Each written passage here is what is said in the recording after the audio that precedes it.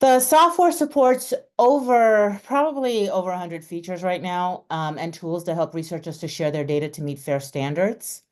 The features promote research data transparency and reproducibility. They provide easy data deposits by supporting multiple data formats.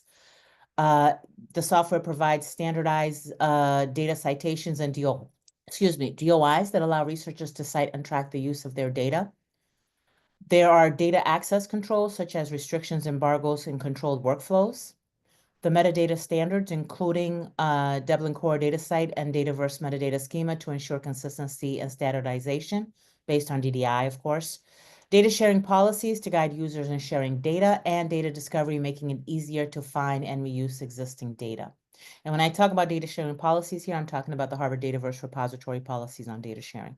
All of the installations and repositories manage their own policies. A little bit about the Dataverse project and FAIR really quickly. So the FAIR data principles, findable, accessible, interoperable, and reusable, were published in Scientific Data in 2016. And there are a set of guiding principles proposed by a consortium of scientists and organizations to support the reusability of digital assets. Importantly, the principles apply not only to data in the conventional sense, but also to the algorithm, tools, and workflows that lead to the data. All scholarly digital research objects, from data to analytical pipelines, benefit from applications of these principles, since all components of the research process must be available to ensure transparency, reproducibility, and reusability. The principles emphasize machine actionability, or the capacity of computational systems to find, access, interoperate, and reuse data with none or minimal human intervention, because humans increasingly rely on computational support to deal with data as a result of the increase in volume, complexity, and creation speed of data. So we are going to move to Gustavo. He's going to talk about the technical overview of permissions. Yeah.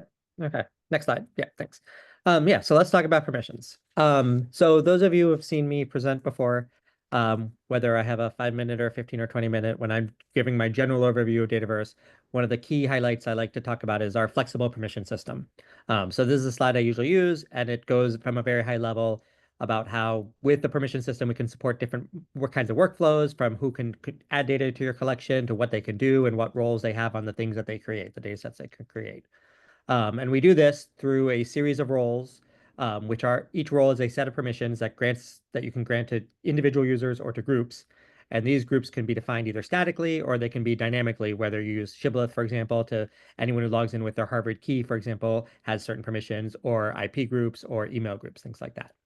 And then normally I have to go on to something else because, again, my presentation time is short. But since we're focused on permissions at this webinar, I'm going to be able to go a little more deeper dive into the roles and permissions and how they work and what the implications of that are. So next slide, please. Next slide, Sonia. Yep. So let's go to the lower level, the technical design of how we have the application work. And so basically, our application design is one that enforces permissions-based policies.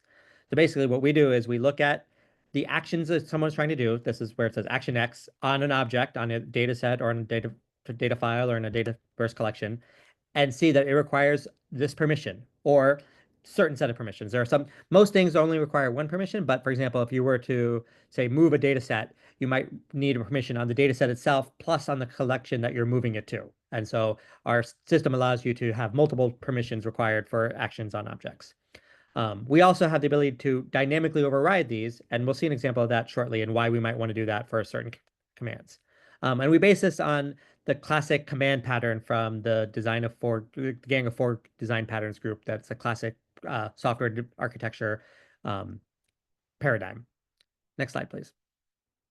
And so in adapting the command pattern, what that means is in the back end, we have anything that a user wants to do on a data object, either, again, a Dataverse collection, a data set, or a data file, is done via a command. And the commands, they specify what permissions are required to execute them on and what objects are involved. Again, example could be, you have the edit permission on this data set, and the context in which the command is submitted so that the actual command can be run. We have a centralized command engine, which goes and looks at how the command is defined and then is able to execute and check the permissions before executing it to see if you have the proper permissions. And what this design allows us to do is it circumvents the need for sprinkling multiple permissions checks at different places in the code. It's all centralized at the command lower level of the code. Next slide, please. And what this design ensures that users will only be able to perform actions they have permissions to perform on. From the developer perspective, they explicitly state which permissions are required on each command. And as long as these are the static permissions, which we'll see examples of both static and dynamic, but we are basically declaring, documenting what permissions are related to commands. So when we look at a command, it's very easy to see, oh, this command requires this permission because it's documented in the code by declaring it as an annotation. So let's see some examples of some commands. Next slide, please. So this is a very simple command. It's get me the draft version of a data set, okay? And so as you can imagine, not everyone should be able to see a draft data set version. You need to be able to have a permission. And you can see in the top line, this required permission is view unpublished data set. So you must have the view unpublished data set on this data set to be able to see the draft. And then the rest of it is just showing you, the command has, a constructor and then has the execute command, which is where the actual logic happens. But again, none of that execute happens if the command engine sees the permission and sees that you don't have that permission. And this is the example, like I said, where it's very obvious to see from this class what the permission is that is required for this command. Next slide. Okay, so now let's look at an example of a dynamic permission, because not the idea is that not every command can be, well, the permissions that need to be run in the permission at development time. A lot of it is runtime. And so, for example, here is the command for getting a data set. And so some data sets are published, some data sets are not published. And so depending on the state of the data set will depend on what permission you need. And so you can see the required permission to the top is empty because, again, we're going to dynamically override that in this get required permissions method. And you can see if the data set is released, then there are no required permissions. Everybody has access to release data to view the metadata of a released data set. However, if it's not released, which means the data set is only in draft state, then yes, we're back to the similar to the example before, where we need the view unpublished data set permission. Next slide, please. And then the other thing that can be allowed is, with doing this, we can actually combine multiple commands into individual commands. And that gives us a little bit more dynamicness. I don't know if that's a word or not, but in how permissions work. So this command is called get latest accessible dataset version command. And so what it does, it's going to get you a version of the data set, regardless of what permissions you have. But depending on what permission you have means depending on which kind of, what version of the data set you'll get. So the example here is we have a data set that has a published version 1 and has a version and a second version, which is a draft version. So this will get you, any user, something. If you have permission, it'll get you the draft. If you don't have permission, it'll get you the published. And that's what you see what happens here is, what we see is the first thing that happens after the try and the execute is it tries to get you the draft. And in doing that, the command engine is called, it checks to see if you have permission. If you have permission, it returns you the draft. All good. If you don't, which means a permission exception is thrown saying you don't, it gets caught. This is a classic Java try catch. And then it just returns you the latest published version. So again, no matter who you are, when you call this command, you'll get something, whether you get the draft or whether you get the latest published, depends on what permission you have. Next slide, please. Okay, so let's look at the permissions. We've been able to so far pretty much go with these 14 dataset permission, or excuse me, just permissions. They represent all aspects of CRUD, which is create, read, update, delete. And so you see, for creating objects, you've got add Dataverse collection, add Dataverse, add dataset, for reading, for updating, for delete.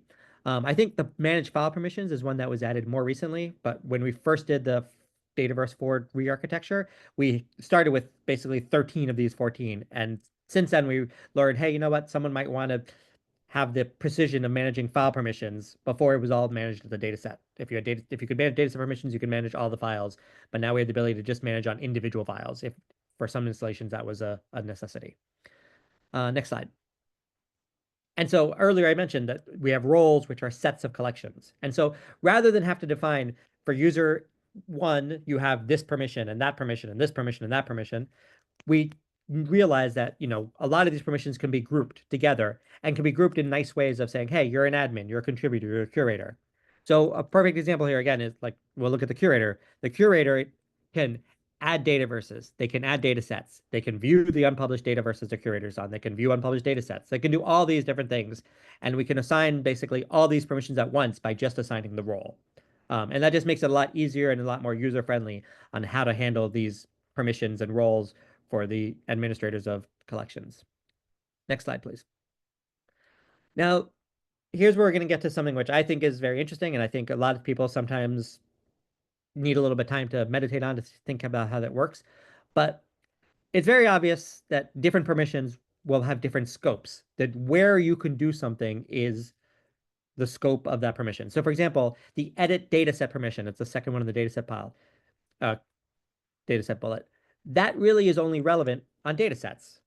The edit dataset collection isn't going to be relevant for a collection. You're not going to be editing things on the collection. You're not going to be editing things at the file level. You're editing. So the scope of that permission is the data set. And so you can see these are the same permissions that we saw before we separated them by CRUD, but now we're separating by the scope, the collection, the data set, and the file. But the reason this is important and this is powerful is because of role inheritance. So next slide, please. And the key is, I mentioned edit data set doesn't really mean anything on the Dataverse collection level. But because roles are inherited, and we'll talk about that in a second, having the edit dataset permission on a Dataverse collection can be useful, not because of the collection itself, but because of the data sets within that collection. And so what I'm trying to say here is roles are inherited from a Dataverse collection to a data set. If you have the curator role on a Dataverse collection, you're going to have the curator role on a data set. If you're going to have the contributor role on a data set, you're going to have the contributor role on a file. And so those are the two places where inheritance does happen. We don't have inheritance between a collection and a sub-collection, and that's because in many cases, people did not want to have the same roles, same access to sub-collections. Someone might have a different role on the sub-collection that they do in the collection. There is an API, however, because for some of the installations where you can, at runtime of this API, add all the role assignments that are a collection into the sub-collection. It's a super user API, but it allows for quickly copying over the roles of a collection to another collection. So let's see some examples of inheritance, because like I said, I think it can be a little bit confusing to understand. So next slide, please. And here is the key. If you have the file downloader role at a file, you're able to download that file, but no other file in that data set. But what if you want to download all the files in the data set? Yes, you can individually assign the file downloader role to each individual data file. But what's more powerful is you can just assign the file downloader role at the data set level. And so because of the inheritance, if you're a file downloader at the data set, you'll be a file downloader at the files, each and every file that's contained in the data set. And what this is nice is that way any future files that are uploaded, if you did it that first way where you manually assign the file downloader role to individual files, then when a new file got uploaded, you wouldn't have any role on that new file, and suddenly that file would be restricted to you. However, if you assign it the data set, since it's at the data set and it gets inherited down to every file, you'll automatically have that role for any new file that gets downloaded. And so again, this is useful because depending as a curator, or even you might want to give someone access to individual files, or you might want to say, yes, you have access to all the files. I'll assign you the file downloader role at the dataset level. And similarly, we have the idea of a curator role at the Dataverse collection. When you are a curator at a dataset level, you can do anything you want in the dataset. You can edit it, you can publish it, you can delete the draft, but only on that particular dataset. But by having the curator role at the Dataverse collection level, that allows that person with that role at the Dataverse collection level to do all those things for each and every data set within that collection, including future data sets that gets added. So go ahead and meditate on that a little bit. Once we are done with the presentation, if you have more questions specifically on that, we can go through maybe specific examples or anything to help explain this. We can do that during the question period after. I think that's my last slide.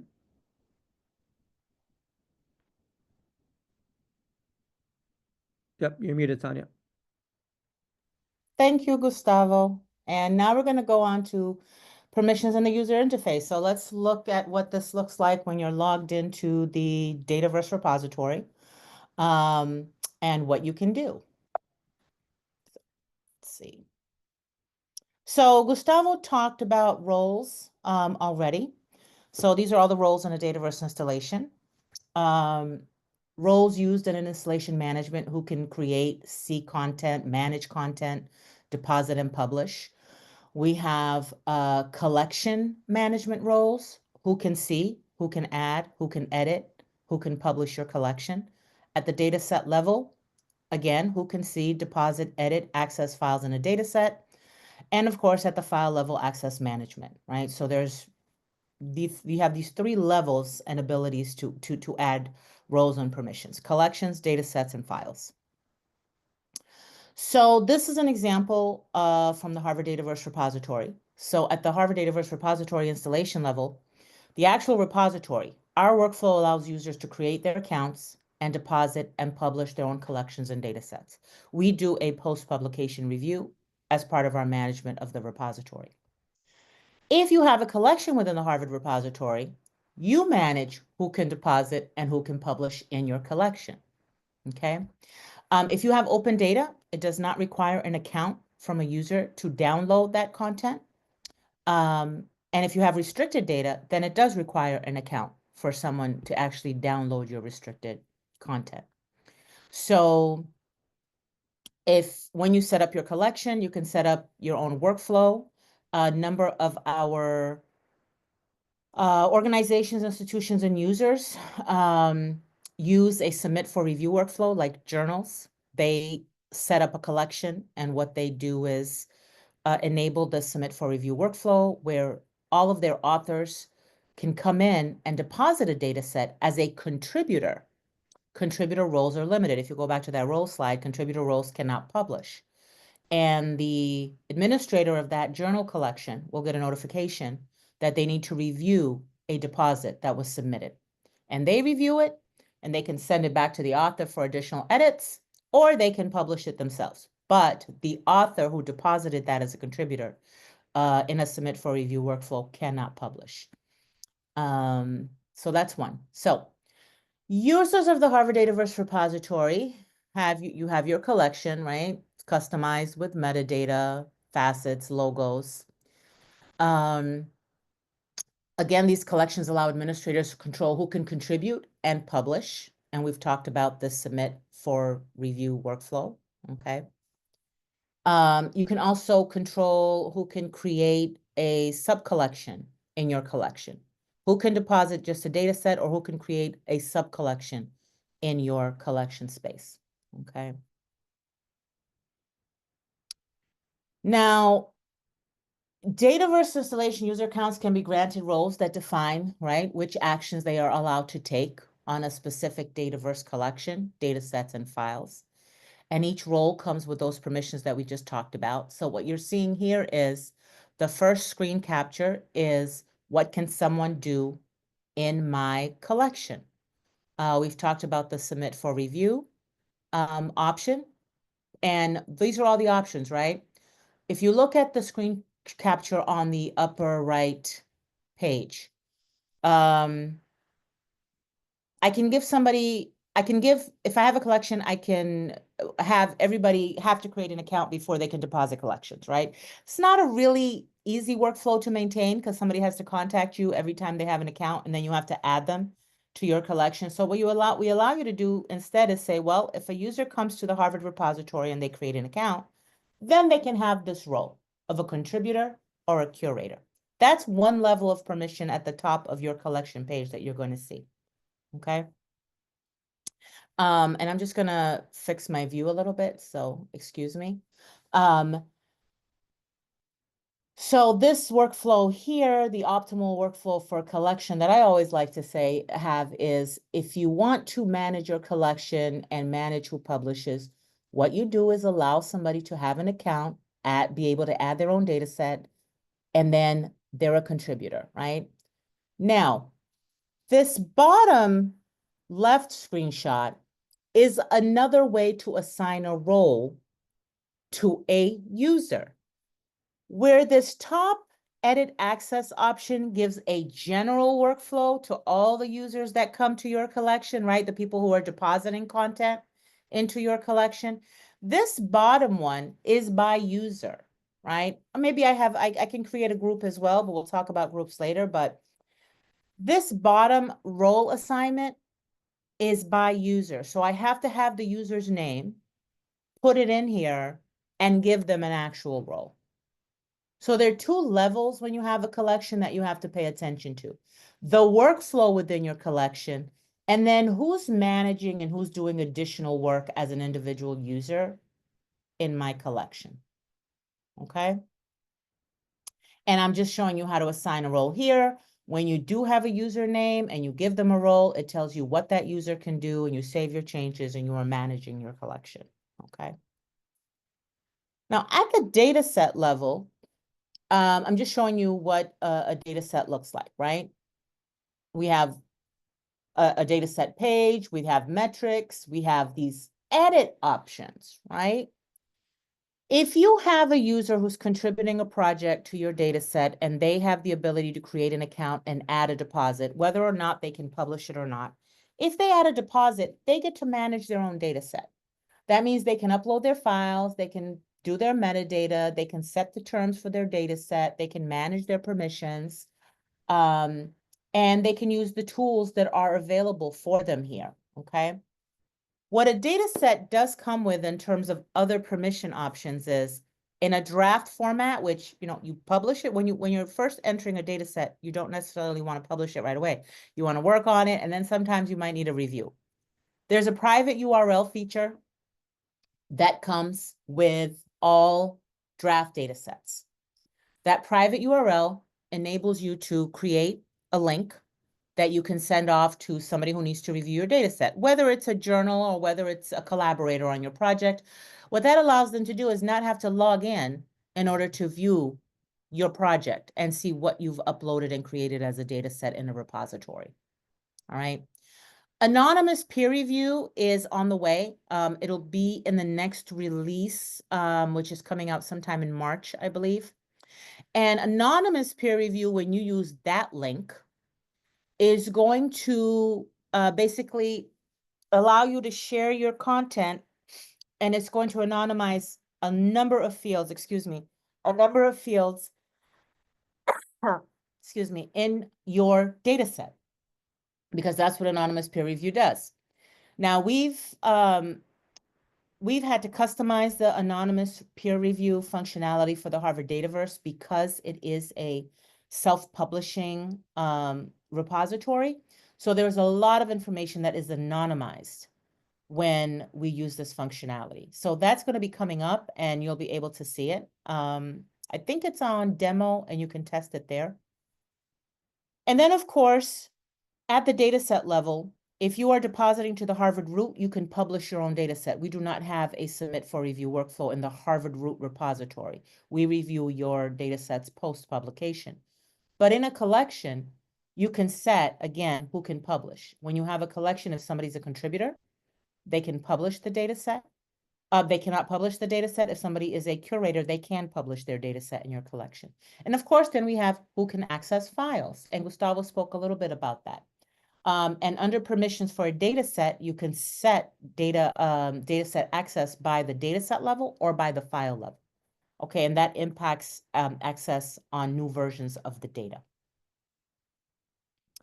So this is the permissions I was just talking about, right? When I go to permissions at a data set that's been published, in the draft format, you can do the same thing. You can assign permissions without using the private URL. You can assign permissions to somebody that you want to have access to unpublished content. But at the permission level, I get to decide, well, if I give somebody access at the data set level, I know that when I edit this data set and create a new version, they're going to have access to that new version of the data. Is that the workflow that I want to support for a particular data set? Otherwise, I can use the file level permission, right? File level access is only at that version of the file. When I create a new file and a new version of that data set and I have new files, the user is not going to have access to those files. Okay, if I replace a file, they're not going to have access to the files. And Gustavo can correct me if that workflow has changed, but the versioning does impact access depending on which level of permission you give at the data set. So here is the data set permission workflow and roles page, okay? At the data set level, again, I can assign a role. Is somebody going to access this file. They can be an administrator, they can be a contributor, they can be a curator. I can just make somebody a file downloader or a member. When I have restricted files, I can grant access at the file level. And this is an actual example of our restricted, one of our data sets with restricted files. And I can select which files that I want to give them. Maybe I have a data set with mixed content, restricted and open files. And within my restricted files, I have one that requires additional permissions, right? So I can actually select which file I'm going to give the user. Now, what I need you to notice is that the user has to have an account. I have to add their name in here in order to give them access by a file level. And in this workflow, I still need a username, a user account, or a group name in order to assign them any role on the data set. So hopefully you can see this. I need to move my screen a little bit so I can see what's here. So this is a restricted file, and this is what it looks like. One example of a restricted file workflow. What you'll notice is that this data set says, we are not going to employ the built-in request access feature that comes with the Dataverse software, and I'm going to show you that. In this case, the users have to fill out a data use agreement that goes to the owner of the data set. And once they fill that out, they're going to create an account, and the owner of the data set can then assign them access like I showed you in the previous slide. Okay. Now, oops, sorry, I went too far. This is a data set that's completely open. This data set is CC0. They have put in terms that they expect the user to agree to, but it's not going to impact certain files. Certain files might be restricted, right? The entire data set is CC0. They still might have certain files restricted in there, so that's what you have to pay attention to. But as you can see, they have these additional terms that go with the data. Any file that's open under CC0, you can go in and download without an account. That's how it works. So when you're thinking about your data set, think about your restricted files and your non-restricted files and the license that you're using for the entire data set, because your license is at the data set level. And then you can restrict at the file level. You can't restrict an entire data set itself. You can restrict the files in a data set. The metadata in the data set is always visible. That's another thing to think about access and permissions, is that metadata of a published data set is always visible. Okay, it's part of the standards of data sharing, that metadata are findable, discoverable, visible. Even though I can see your file name, if you've restricted it, that doesn't mean I can access it. And I also don't get a preview tool. That is the other permissions aspect of the repository. If you restrict a file, I'm not going to be able to see a preview. I'm not going to be able to download it. I'm not going to be able to interact with it with using the interoperable tools until I have access to that restricted file. So let's look at the file level and what it means here, right? Actually, I'm going to back up a second. One of the things about the other things about dataset, we've talked about private URLs, anonymous peer review, custom terms, licenses, and permissions. There's a guest book functionality. It's part of permissions. It's an add value feature. But what that allows you to do is set up a guest book on the back of your collection space. And you do have to have a collection to use the guest book. And when a user comes to my data set, even though it's not restricted, when they choose to download my files, a guest book will pop up asking them to give me some information. Once they give me that information, it's collected on the back end in a spreadsheet for you as the owner of the data set in the collection. And then they go directly to downloading the file. So you're going to get some information, and it does prevent simultaneous access to the data, but at the same time, it doesn't prevent access to the data because they just have to fill out the information and then go directly to downloading the files. Cool. So that's an option if you don't want to actually restrict your files, but you want to collect information on who's using your data. That's one of the things that you can do. Okay. Now back to the files. So at the file level is where the actual restriction of content takes place. So as you can see, there are a number of restricted files here. And what I want you to notice is that in this open PDF, there's a little previewer. In this restricted file, there is no previewer. Anything that's restricted, they do not get to see any images, previews of the content, okay? You can restrict, you can unrestrict, and you can embargo a file, all right? In an unrestricted format, users can do a lot of work on an open file. They can use the previewers, they can use the data analysis tools that come with the repository. We have an Ask the Data AI tool that they can use to ask questions of the data and interact with the data. That's what happens when your data is in open format. Okay, no restrictions, not open format, but no restrictions, just open access files. Okay. And let me go to the next slide. So here's what that looks like. Open access files. I have my previewer. I have my Ask the Data tool, which is an AI tool that we're working on and testing on Harvard Dataverse repository. I get to preview it. And if I would actually to collapse this or expand this arrow, you're going to see all the options that a user has to interact with your file, including our data explorer tools. When somebody has restricted a file, they can request that you fill out a form like I showed you in that first workflow. You can fill out a whole use form to request access to the data, but I can also enable the request access functionality that comes with the software. Really easy workflow. Somebody has to create an account when they select this file and they request access. They only create an account and it goes to you as the owner of the data set. And it says, Sonia has requested account to access to this data. You can reach out to me and ask me any question you want before you give me access. But I will already have an account. And in the back page, what you're going to see in the back of your data set is an administrative page where you can grant access to a data set or reject access to a data set. That's the easy workflow for you. The only thing here is that you don't have a lot of information about the user outside of their name, email, unless you reach out to them and get more information. Okay? So this file is restricted. And then as you can see, when a file is restricted, there is no preview, there is no chat. And even if you expand this arrow, they don't have additional functionality to download the file or to do any analysis or preview of the content.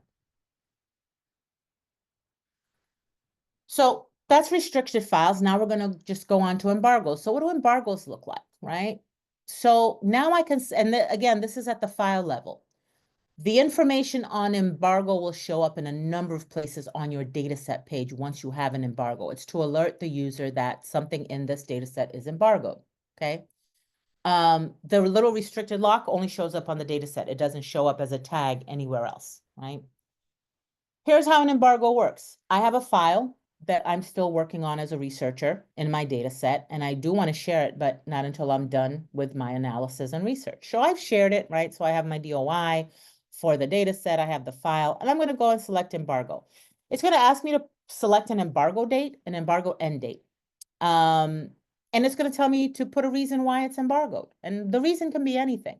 The reason can be that I'm still working on my data set, or I'm sharing this, but it's not accessible until this period, you know, based on some legal agreement. And you set the embargo date. This is all being done in draft format, and this is really important to pay attention to. If you embargo a file and then you publish it and you try to edit that, you're going to get a message that says you have to contact the administrator of the repository to edit this feature. If you work on it in draft format, until you can make as many changes to the date as you like, to the reason as you like. So keep that in mind while you're working on it, because once you publish it, then you're not able to just go in and edit that embargo date, okay? Some workflows have to be taken seriously. It's like the publish and delete workflow. You can't keep publishing and deleting and publishing and deleting. There are workflows that have to be used because it's workflows that are being used across the sector of data sharing that people understand. So as you can see, this file, as an example, is embargoed here. And this file is not embargoed on this one. But you get this little tag. And when somebody tries to look at that file, they see that it's embargoed until the date. And it also tells you here, it's embargoed. Files are unavailable during this specified embargo. So that's another option that you can use, but use it wisely. Use it wisely. Use it when you need to embargo data. If you need to actually restrict content, that's a different workflow that you need to pay attention to. Restricting content requires that you put in terms information about how a user can access your data because you've restricted it. You are not meeting FAIR principles if you have a restricted file with no information about how that file can be accessed or without using the request access feature that comes with the tool. So here's a bigger view of the embargo to restricted workflow. Now, embargo to restricted workflow. What I showed you previously was just embargoed. I can embargo a file because I'm working on it for a while. But then when I'm done working on it, I'd like that file to be restricted. And I may have enabled the request to access functionality that comes with the tool afterwards. So what's going to happen on 2/26/25 or whatever date I set this embargo for is that embargo is going to expire, but my file will move to restricted access, and I'll either have information about how to request access to the files, or I'll have that request access functionality enabled on my Dataverse. So you can go from embargo to an open file that people can come into and access, or you can go from embargo to a restricted workflow, which is a nice thing, so you don't have to try to remember to come back and restrict your files later if that's the workflow you intended. So here are some examples of managed access on the Harvard repository, right? So this is I believe this is the brain genomics data set, which is restricted by files. Everybody can request access. They have the request access enabled. I want you to notice that the only thing you can preview is the open file. Everything else is restricted. Expanding these arrows will let you know that you cannot access the file because it's restricted. They use a custom data set terms, and here are their terms.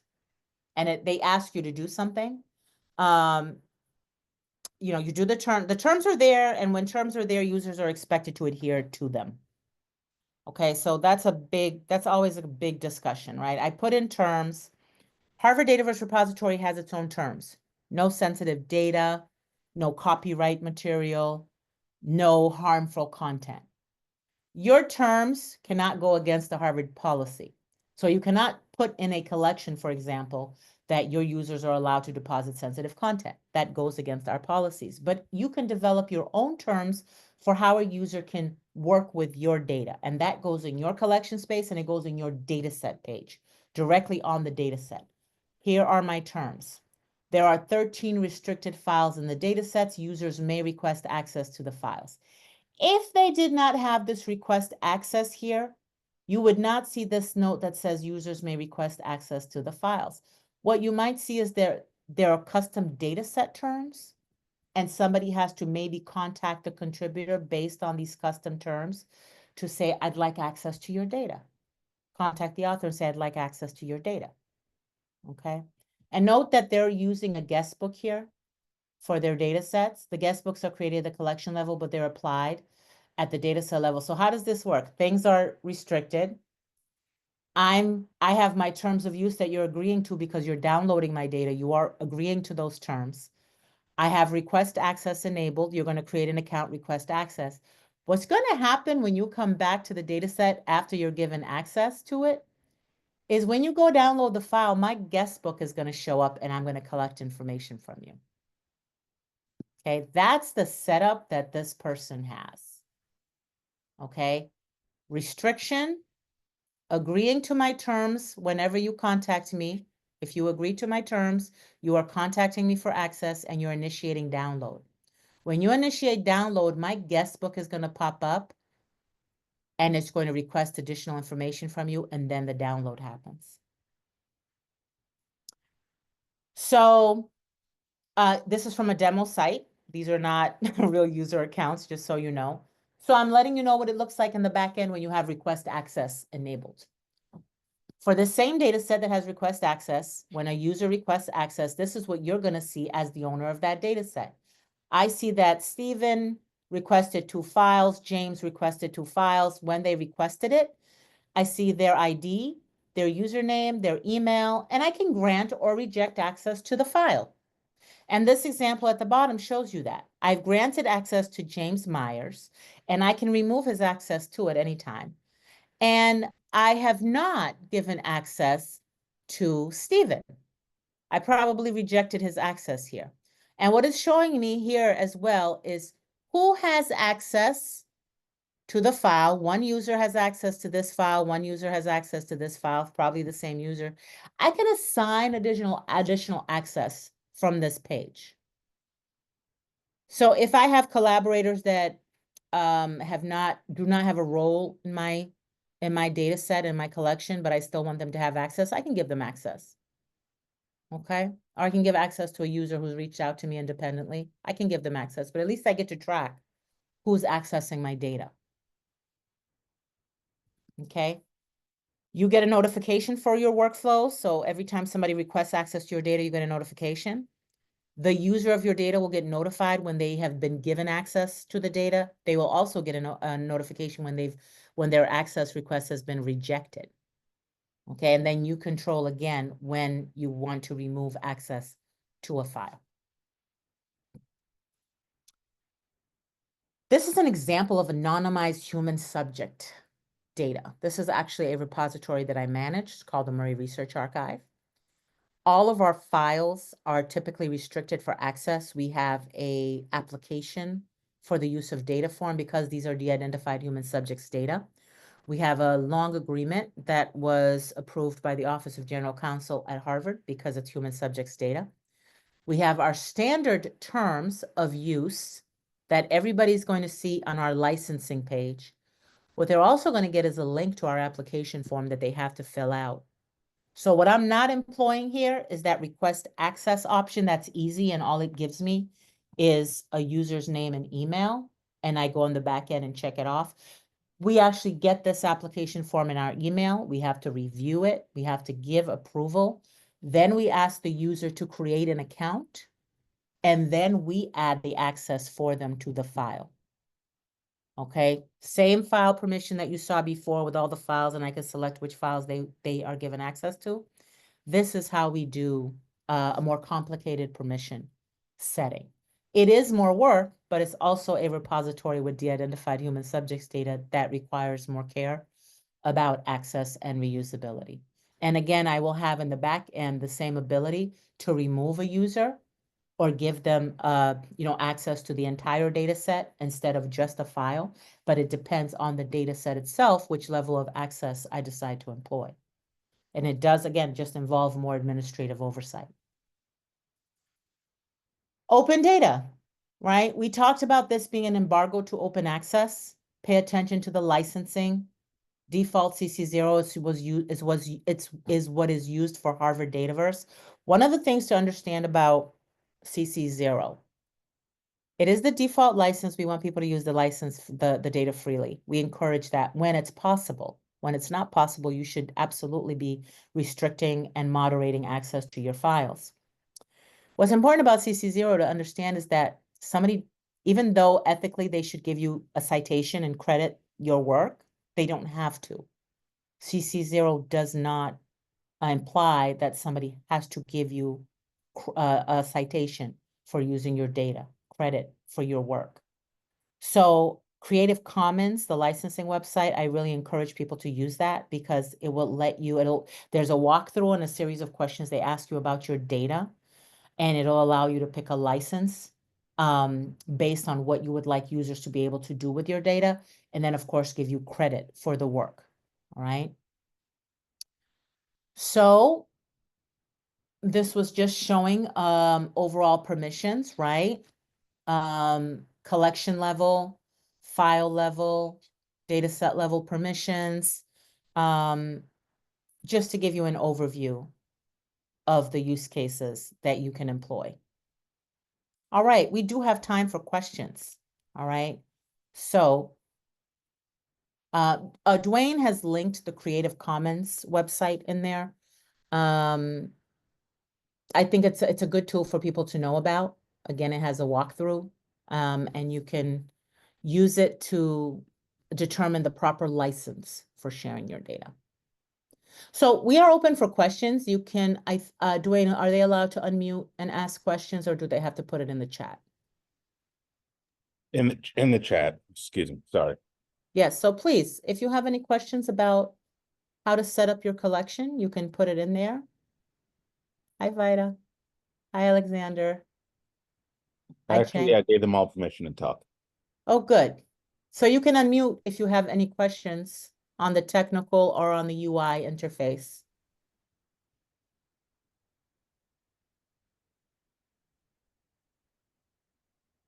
Go right ahead, Alexander. Hi there. The question I have is it possible to have like a custom role, so you can take a role, create a role, and then add specific permissions to that role, so that you don't have to use the pre-made roles, but you can sort of make your own? Is that something that's Yeah. been considered, or? No, it is there. It is there, and Gustavo can talk more about how to do that. So whenever you get to your, when you're at your repository level as an administrator, if you go to the roles, you'll see a little option there that says create a new role. But Gustavo can talk about that. Okay. I mean, it's as straightforward as Sonia said. The ability is there. We ask, there is aspects of being careful of what roles you create, because sometimes you can create roles that just don't make sense depending on what combination of permissions you do. But you can define basically custom roles at a collection level, and then Okay. the role exists for that collection and any sub collections of that, hierarchy. Okay. So I guess my follow-up question is that if we do that, then we have to take special care not to combine permissions that would be incoherent. Right. Okay. But there's nothing stopping us from doing that in the system. There's nothing stopping you from doing that now. Okay. And some installations have created some custom roles. I mean, generally, and this goes towards the our general logic, I guess, I don't know what you want to call it, that, if you find something that's missing that you think would be useful, at least talk with us about it, because maybe it's a role that would make sense to include in the core code and for everybody. Yeah. But there are definitely some custom roles that, we don't necessarily want in the core code, but people should be able to create on their own. And we have found that the roles that we have seem to work pretty well and have worked well for, since Dataverse 4 is what started this technical infrastructure like this. So it's been around over 10 years now, and it's worked pretty well with these roles as they exist. But yeah, that's why we built in the custom roles functionality for those special needs. Okay, great. Thank you, Gustavo. Thank you, Sonia.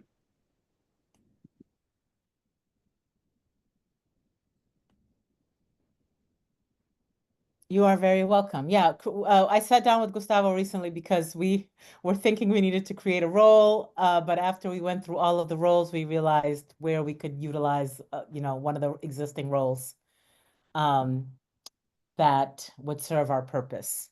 So it's always good to know exactly what the existing roles do and where you can assign them to get the functionality that you want, instead of creating a new one.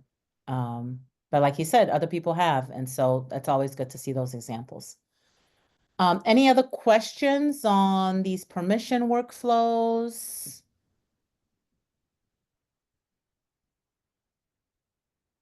Okay, well, this video will be put up, and the presentation will also be put up on the dataverse.org presentation page. So it'll be available to you, and we hope to see you guys at the next webinar. Just check our support website for the schedule. And in person at the community meeting, if you can make it. And in person at the community meeting. I do have so we've been doing hands-on training. I do one virtual every month and one on site. So this next one, I believe, is going to be on site, but then the one in April will be virtual, and that is also on our support website in the training page. So if you have anybody that needs training, Alexander, Sonia, if you know people that need training, it's a 3-hour hands-on. It would be good to have them register. And Dwayne has put up the calendar. Just remember that one is on site and then another one is virtual, alternating months. All righty. Thanks very much. That was great. Thank you. You're welcome. Thank you. Bye-bye. Bye-bye. Thanks, guys. Thank you very much. You're very welcome. Thanks, guys.